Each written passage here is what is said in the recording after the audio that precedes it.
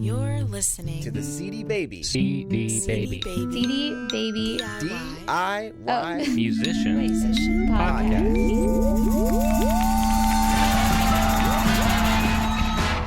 Hey there, and welcome to episode number 133 of the CD Baby DIY Musician Podcast.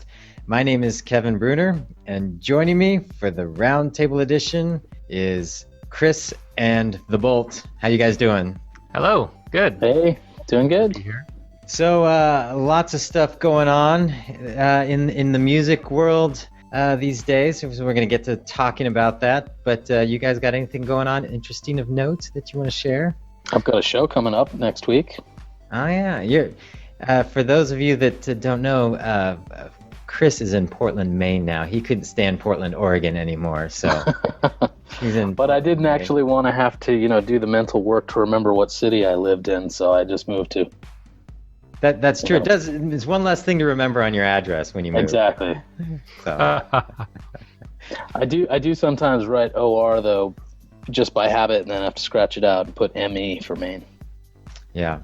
I'm actually playing an album release show tonight. I'm playing bass of all things, so. Henry's band? Cool. Yep. So that should be fun. It's only my second show playing bass, but.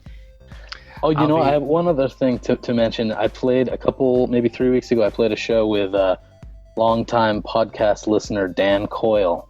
He was touring through Maine. I think he lives in New York City, so that was fun. He was, quoting us, and apparently we quoted him at some point. He called in, and then he wrote in, and I think one time we agreed with him, whatever he had to say, and then the other time apparently we just laughed at him. Oh, no.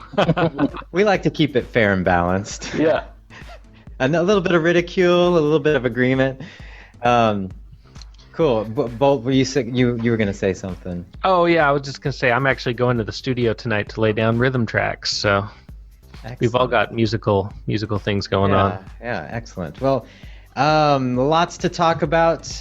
Today we are going to review some news items, some big news items that have been going down. And then we're going to have a little discussion. Recently, iTunes, one of the guys, the head of iTunes, said that music is dead. Kind of an odd quote to hear from the head of iTunes. And so we're going to discuss that, and we'll read his quote and discuss what context he mentioned that in, and talk about the funeral. And then we'll never have another podcast again because music is dead. No, we'll just talk about apps or something. Yeah. So lots to talk about. So let's get into the news. Music.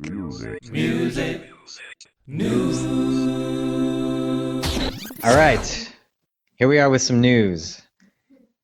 How much Americans listen to music? This is an interesting item.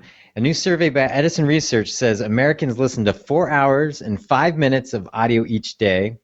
Broadcast radio accounted for 52% of all listening time, or just over 2 hours per day. That figure includes time spent listening to online simulcasts from AM or FM stations. Owned music accounted for 20% of listening. Included in this category are CDs, digital downloads, vinyl LPs, and presumably even cassettes. CD listening comprised a significant part of the owned music category, according to Edison Research President Larry Rosen. Streaming services accounted for 12% of listening. Edison calls this category internet radio and includes webcasters like Pandora with on-demand services like Spotify and Beats Music. So kind of an interesting breakdown there. People listening to more broadcast than I would have guessed. I mean, it's still huge, but the owned music versus the streaming, I thought that was probably the most key piece of information in that study. Almost twice as much. Yeah, and CDs making up a large portion of that. And, in my mind, it's still the majority of people do listening in their car and at work, but in their car is still a prime spot for listening. And a lot of cars are still outfitted with CDs, and it's easier to just have a CD. Yeah. Well, that broadcast category, though, probably does include sports radio, talk radio, like NPR News. So it's not all music, but... That's true. You are correct. But I would say that the owned category is probably all music. So if you were able to siphon off all the sports radio, talk radio folks, then the owned music category, as far as music listening, would make up a significant portion of it, as opposed to Pandora or streaming. So Right. there's hope, people. Music's. We're going to talk about music being dead in a little bit, but maybe it's not dead. Maybe iTunes lied to us. Not if people are listening 4 hours a day. Moving on, Amazon has officially launched its own smartphone called the Fire Phone. It has a Firefly button that some are calling a dedicated shopping button. The button ties to the phone's camera and lets you scan almost any object and get instant pricing and availability information through Amazon.com. There are no amazing breakthrough features, but the phone is designed to cater specifically to Amazon Prime users who have access to thousands of movies and songs for free, plus the ability to easily buy just about anything that is not available for free to Prime users. So Amazon jumping into the phone game finally, so that makes, we'll say, the third major content provider to have a phone, Google and Apple being the others, and that are tied to some sort of content delivery system. You know, Google would be trailing as number 3 now because they don't have as much beyond their Google Play service. But interesting development. Just what I want from a smartphone, so something that's going to cost me even more money because I'm going to be buying stuff easier than everyone. I mean, if they can get it to take hold even a little bit, it's kind of amazing, like how genius is it for Amazon, an online store, to actually create a physical presence in people's pockets. Yeah, it's something that it's been a long time coming. It's not unexpected. They've had the Fire HD for a while that was similar to an iPad, and I have one of those devices as well, and it's a good device. And if it's connected to Amazon and you do a lot of shopping, especially now that they're trying to grow the Prime subscription service, if you're not familiar with it, Amazon Prime kind of originally started as a way to get free shipping all year long for all your Amazon purchases. Most of the things you buy on Amazon would be free shipping if you paid like $75 a year. I think it's now $90 a year. But then they started adding like, hey, now you can stream a bunch of movies for free if you're a Prime subscriber. And just recently they launched the music portion of that, so you can stream a lot of catalog, or a lot of music that's in their catalog, which CD Baby artists' music is not there, and so and that's the same with a lot of artists' music because of questionable terms. I'll just leave it at that. I was thinking that if you have your Amazon Fire in one pocket and your wallet in the other pocket, it's like the funds transfer somewhat like through your pelvis from one pocket to the other. That's right. And secretly, you know how these things go. As you take photos, secretly you're probably actually buying stuff that you didn't really want, and you get home and all this stuff's sitting on your doorstep because the phone's connected to it. Delivered by a predator drone. That's right. Yeah.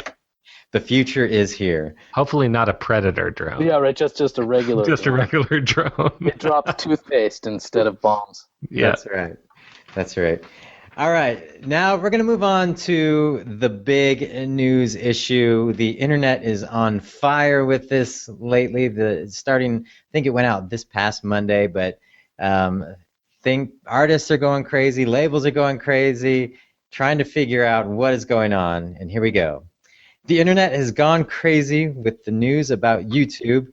It's been reported that YouTube is getting ready to release its ad-free music streaming service, but a report from the Financial Times says the company will block videos from any independent artists who don't sign up for the new paid service. According to the report, YouTube will block those indie artists from using all of YouTube, including both the free and paid sections of it. And here's a quote from YouTube: "To ensure that all content on the platform is governed by its new contractual terms," according to Robert whatever his last name is. It's Kinkle. I think it's Kinkle. Robert Kinkle. Robert Kyncl. Lovely last name. YouTube's head of content and business operations. A source close to YouTube told Business Insider The deal will not affect regular users that post their own songs and videos on their own channels, but will affect musicians signed to multiple record labels in multiple countries. Here's how it works. If artist X from the UK is signed to their friend's indie label in their home country, but also signed to a major record label in the US, you'll be able to watch the video in the US, but not the UK. It goes back to which label is bringing this content to YouTube from which country. Now, wait a minute. They just said that independent artists are not going to be able to have their music on YouTube unless they sign up for the service.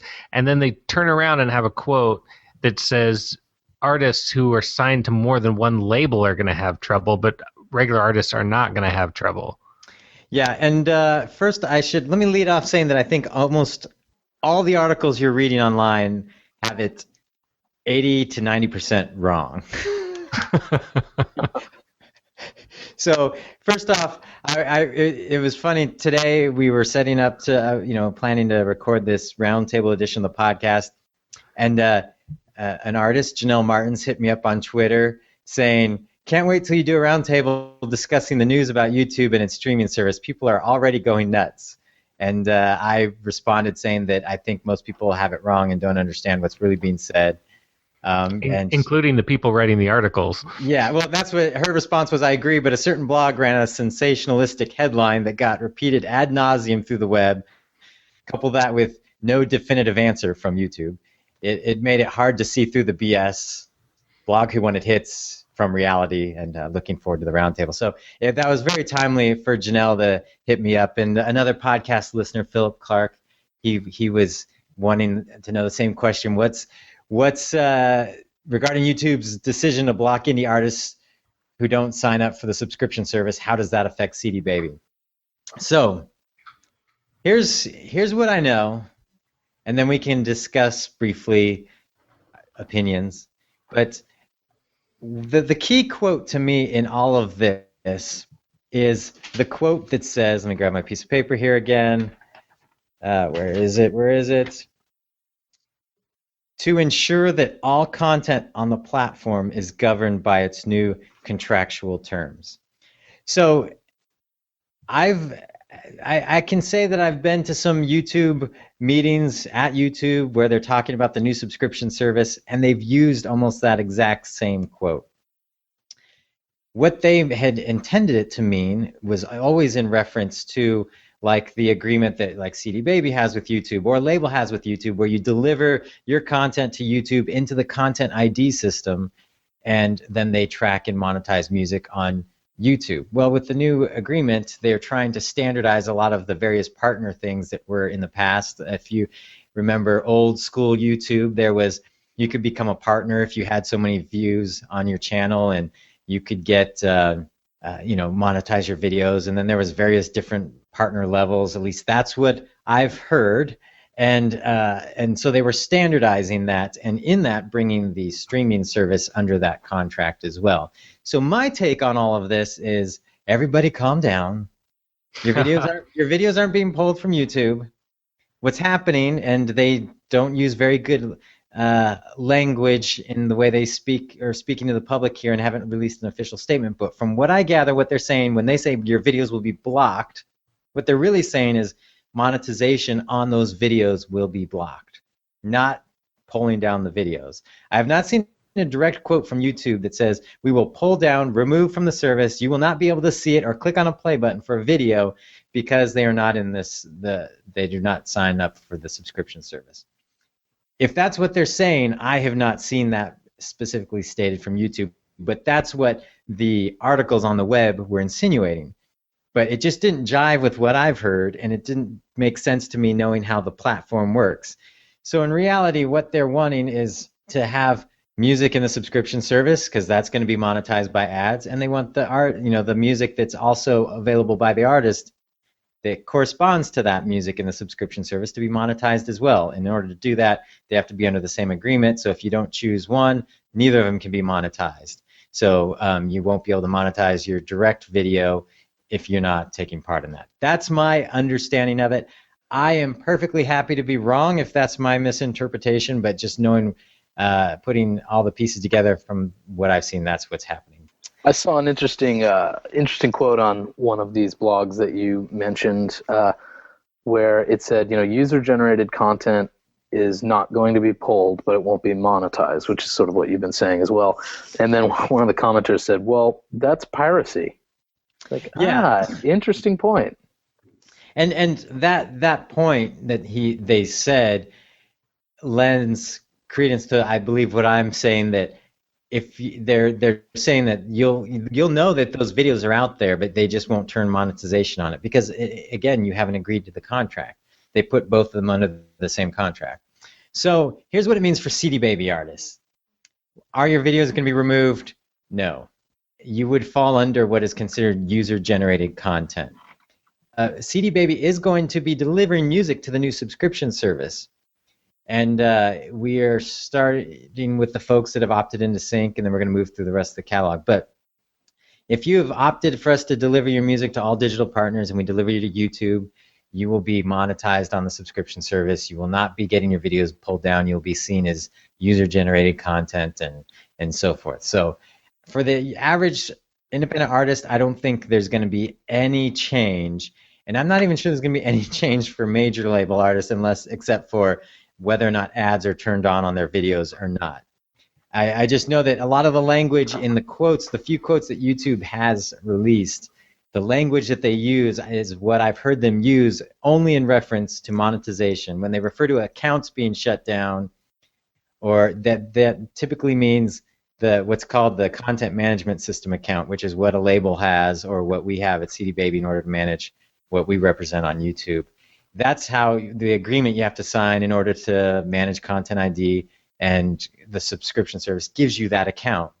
I agree with what Janelle Martins said on Twitter, that a blog ran a sensational headline knowing what would happen, and newsflash, people don't check the facts these days.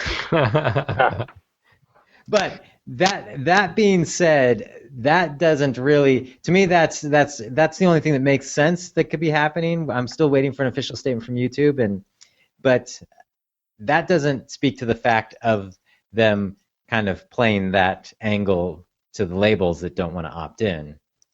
Because as you mentioned, that blog article you saw, Chris, that, hey, if you're going to allow all those users to upload videos and not remove them and not monetize them, then it is piracy, kind of. Right. Well, and a lot of these blogs that are getting shared are mentioning the fact that indie labels are getting sort of unfavorable terms, and I'm so curious what that looks like. I would love to see what they're talking about. What's the difference between how YouTube negotiates with majors and how they negotiate with an indie? But I don't think we're going to see any of those numbers. No, and that's where we really can't comment either. I mean, there is some interesting articles, if you want to search on the topic, that have come out this week about how a lot of these negotiations work at the major label level, and how for the major label artist, they may not even see any of the money that's being exchanged just due to technicalities in their recording contract. In fact, somebody posted one about Lady Gaga. They posted a section of her recording contract as it pertained to streaming revenue, and how when her label gets a giant payout to supply their catalog to Spotify, that she's not getting any of that money. It's just kind of like an upfront amount of money, and the way it comes about, it's kind of shady. So you can go online and read that stuff, get depressed, yeah. but then be happy that you're independent, because it's we wouldn't do that to you. Right. Well, and I guess I could understand how the sort of fee, the signing fee, or the whatever you'd call that, could be different depending on what label you're working with, how big their catalog is, how popular it is.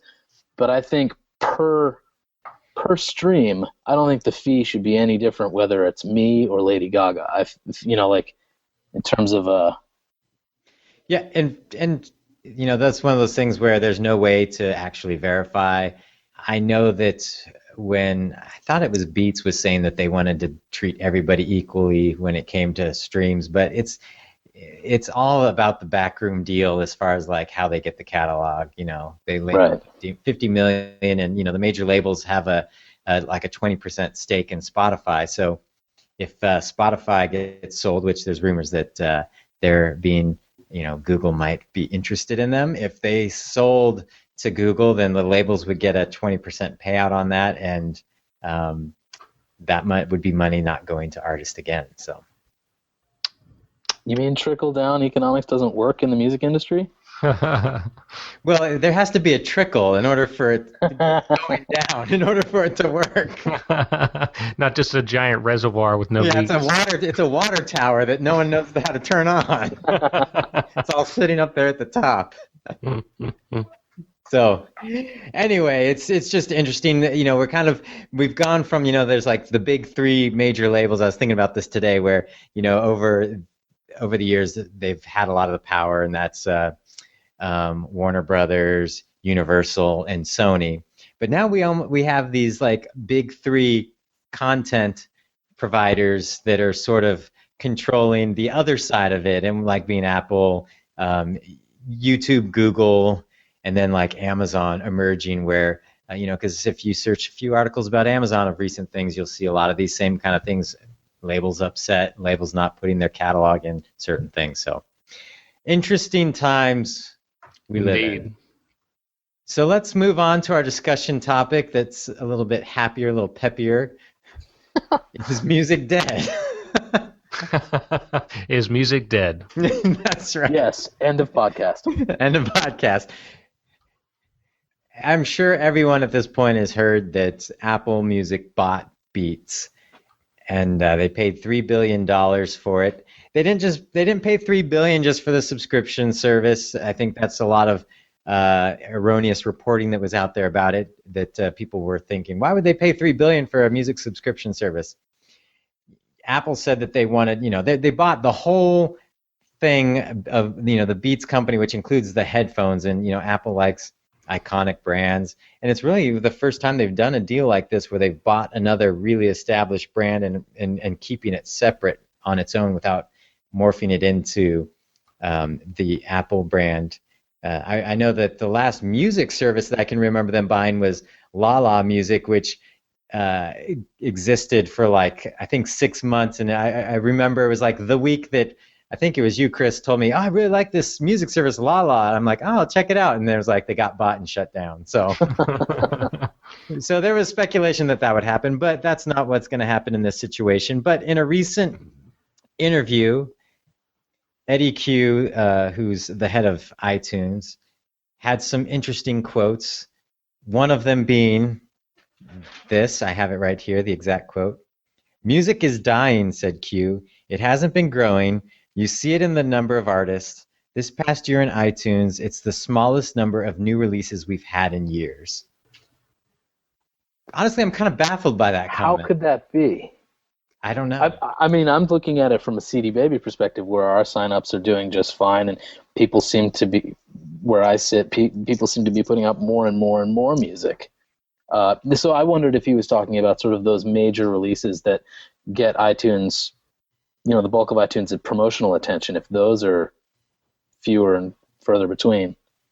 Yeah, I mean, that's a good point. I mean, there's not many artists that, even the so-called superstars, don't sell enormous amounts. And so maybe that's more of what he's referring, because, our artist submissions here have been growing quite nicely year over year here at CD Baby. And I know our catalog is a decent chunk of what they have. It's like, I think it's like 11%, or might be more than that. I don't remember, but it's a significant amount, enough that as our submissions grow, that it just seems like, how's that even possible? Because there's other distributors that are doing well also. I think that there may very well be a trend that people are, I don't think anyone's making any less music, for sure.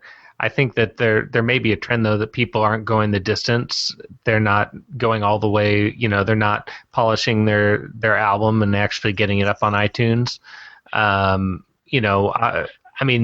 CD Baby's data doesn't say that, but that's not to say that through other avenues, maybe record labels, maybe indie labels are not releasing as many albums. Yeah, there was a couple things that came to mind when I saw this.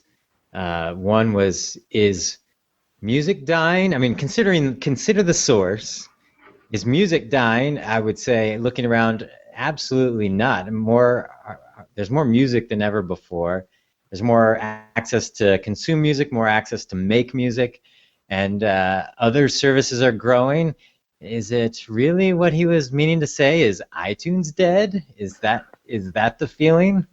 Right. Well, that's how I took it. I mean, in terms of just sales of downloads are declining, or probably on the precipice of declining. I'm not sure what the numbers are, but I just couldn't believe it. I'm like, people listen to more music than ever before. I mean, that earlier thing about an average of 4 hours per American, or Americans listening for an average of 4 hours, like, music's everywhere. Yeah, I would agree. I think that, iTunes has been at the forefront of our listening habits for a long time, and it's getting a little bit long in the tooth. And, one of the reasons why they bought Beats Music is because they felt that. And I also kind of think that Eddie Q probably got a talking to by his bosses after. Well, yeah, that's what's weird, because we've worked with these companies for a long time, iTunes, Google, all those companies, and it is so rare that they are ever speaking in a way that editorializes or makes comment on the situation at hand. Very rare. And there's good reasons for it. When you work for a company, especially Apple, that's the most profitable company on the planet, that you say one little thing and you can spawn some sort of stock sell-off or drop in stock prices. So you're very careful about how you communicate. And to me, it was just very strange to see somebody like this say, something that was kind of doom and gloom. It's the first time I've ever seen it happen.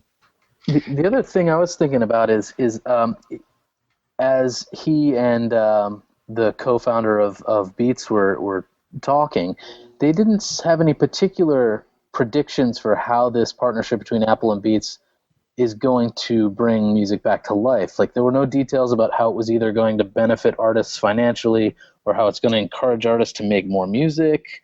I mean, I guess maybe they're still working that out in their own minds, but it didn't seem like there was no bell that rang and it was like, oh, that's really going to improve things. Right. Yeah. There was an article that there's several places that quote appeared. There was one that I found that had a few more quotes in it, and they talked to the head guy from Beats, and they really pointed to more of the idea of curated playlists, the idea of better experience to the users, making it something that music fans want again, that artists are excited about.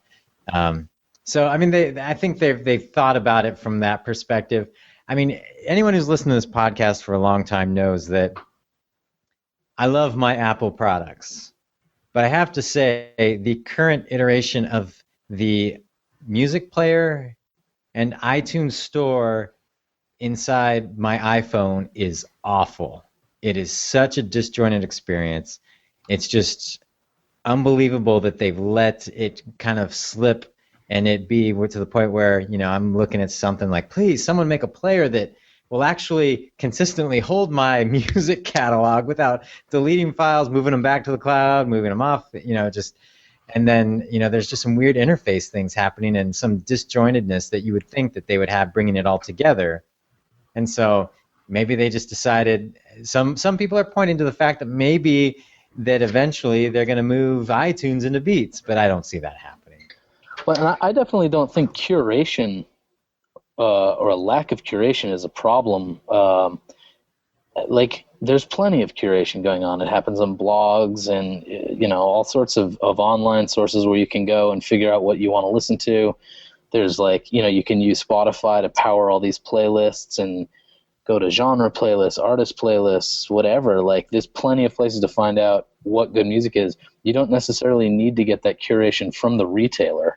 who's basically just trying to sell you what's most beneficial to them. Well, I think it makes it a lot easier. Like if you were to, if you were to pick up your new phone and launch iTunes or launch Beats or whatever, and within a click or two you have an awesome curated playlist of exactly the sort of music you want to listen to, it's going to be a very satisfying experience that might make you keep using and paying for the product. I guess I feel like that is already out there. You could use SoundDrop to access Spotify playlists. You can. But all the things you're saying sort of sound a little bit more difficult than just, we don't have this totally built in. Yeah, and I've never been a big playlist user or creator, so to me the whole curated thing is just, I just go, it's not. I'm sure some people like it, and maybe I just need to get into it. I haven't really used Beats Music. I've only used it on someone else's phone, so it may be something where if I try to be like, yeah, this is really cool, and it does help me discover new music and find other bands that I wouldn't have listened to before. But frankly, when I'm in that mindset, I'd rather turn on something like Pandora. Yeah. Well, one of the things that the music is dead, at least, or changing on iTunes that may be a cause is sort of the rise in direct-to-fan selling. And I feel like whereas a lot of artists are trying out different direct-to-fans, they're doing crowdfunding, they're doing alternative ways of communicating with their fan base and distributing their music, and that might mean that not everybody's going through iTunes. Yeah, I mean that was one of the things that I've said here at CD Baby before. I don't know if I've mentioned on the podcast, but I do get a sense from artists. It's more anecdotal evidence and little things people say here and there, and the way I see artists going about their career, that leads me to believe that the shine is off iTunes. People don't see it as like this gotta have it, otherwise I cannot have a music career type thing anymore, at least with a certain segment.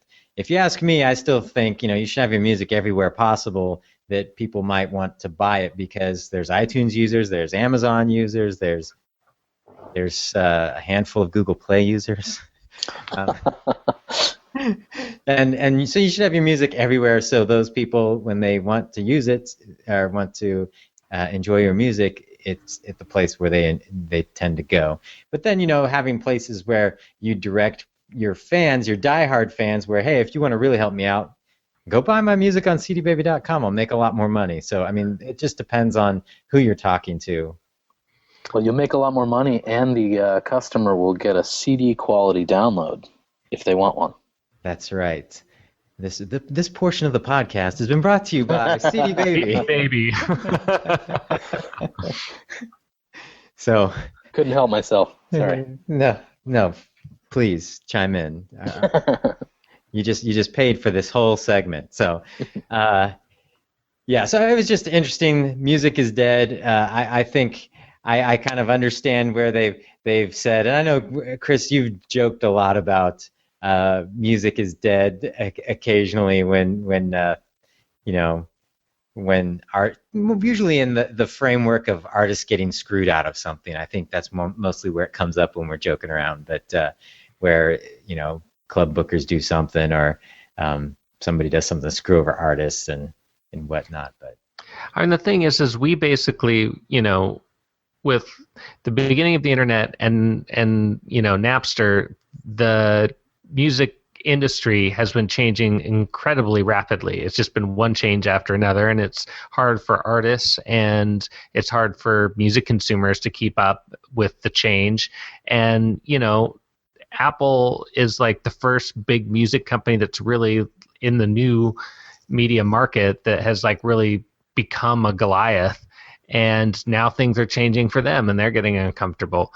I think that, but the constant is change, and we just have to expect that as musicians and as music listeners, that things are changing rapidly, and you just have to roll with the punches, and hopefully, we'll see some really good changes and some really great things for indie artists. I think the other constant that's part of that, I hope, is that There's tons of music out there. Everyone's got access to it. There's going to be way more created. Like there's no shortage of music. There's no shortage of ways to listen to it. People are consuming it more and more. So music is in some ways more alive than ever. It's just the monetization, the distribution channels, all that stuff is changing rapidly. But yeah, us musicians, we're a resilient bunch. You can't kill us off. That's right. If the state of affairs haven't killed off musicians at this point, nothing will. We've always had our struggles. I'm thinking some of those troubadours in Game of Thrones, they probably got killed by. Yeah, exactly. So we just get scoffed at, laughed at. Our lives are never in danger. But the interesting thing was, and I was thinking about before this podcast, there was some comments I saw in some of these articles about YouTube that was making me think about, someone was saying, let's start our own YouTube, and if that's favorable to artists, let's start our own thing. And it is kind of interesting to think that, these giant companies that have, are starting to get a reputation of bullying rights holders. If a lot of the creators and rights holders just leave, what would happen? Now, there's too much money involved for that really to happen.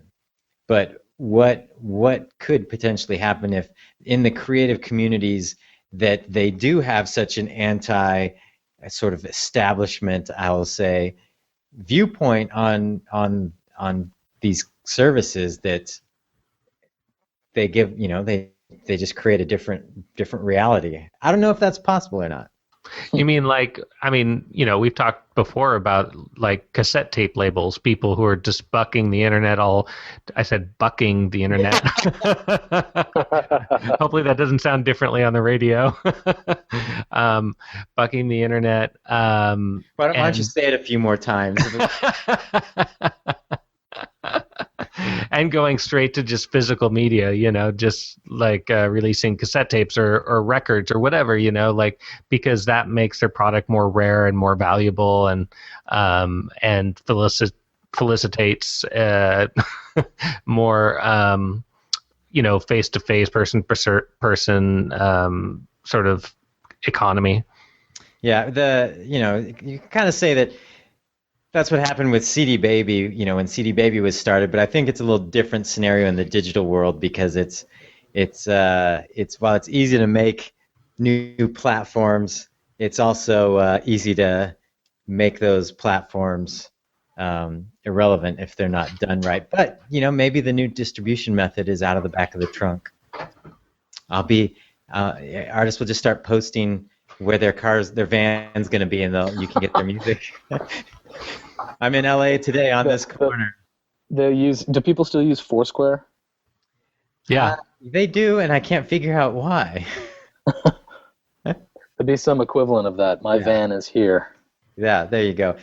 Hey, if you go to Hollywood, you will get accosted by hip-hop guys hustling their CDs right in front of the Chinese theater. They're always there. They were there. I was there a couple months ago, and I just actually stood there and watched it going, man, I wonder if anyone actually ever takes a CD and listens to the music. I was just, while you guys were talking, I was just thinking they should come up with a new kind of DRM, digital rights management, that allows, that makes it so music can't be played on anything but like analog, played or recorded or uploaded on anything but like analog devices. Some sort of secret frequency that like disrupts it if you try to like put it on your computer. I'm sure Facebook, Google, Apple, they're all working on something like that. So. But all right, any final thoughts on iTunes stating that music is dead? No, I think that they're wrong. I think they're not dead. We're not dead. We're still kicking. Someone should write a song. Sounds like a song. Mr. Billy? Music's not dead. Yeah, I agree. To me, it was the first peek at maybe some concern that iTunes has as to where their own business is going. Clearly, they're not having a problem selling iPads or iPhones, but as far as like what they're doing with the iTunes Music Store, with some of the features that aren't so great these days on that, I think it's Apple. They can turn it around, but also the decline in download sales for them, and just some new competition popping up with Spotify and companies like Beats and all that. I think it was just a little bit of them showing their concern for their own business and not necessarily the state of the music industry at large. So if you want to weigh in on whether or not music is dead, you can email us at podcast@cdbabypodcast.com. Call our listener line if you like at 360-524-2209. And by the way, that number is also listed on the podcast website, cdbabypodcast.com. I think the message will allow you to leave like a 2-minute message. So try to have your thoughts together. There have been some very entertaining late night, possibly drunk rambles that have been left there.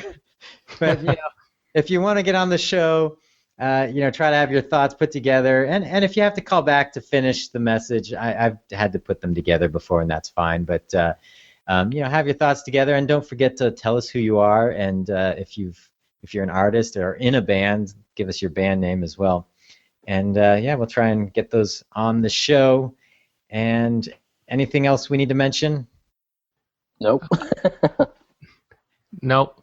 Well, I should mention, also leave comments on the episode. You can leave comments on the show notes at cdbabypodcast.com, because we do respond to those, and there's some good discussion. There was some great discussion off of one of our recent episodes about should you pay to play, and it was fun to hear some people's experiences, and got to see a few other scenarios that artists have encountered outside of the topics we covered on, the typical scenarios we covered on the podcast.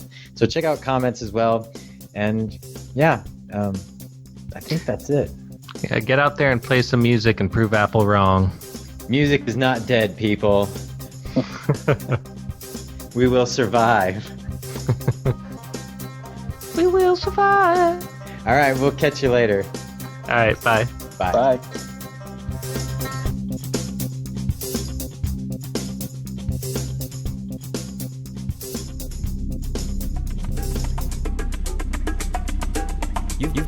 You've been listening to the CD Baby DIY Musician Podcast, broadcasting from Portland, Oregon, USA.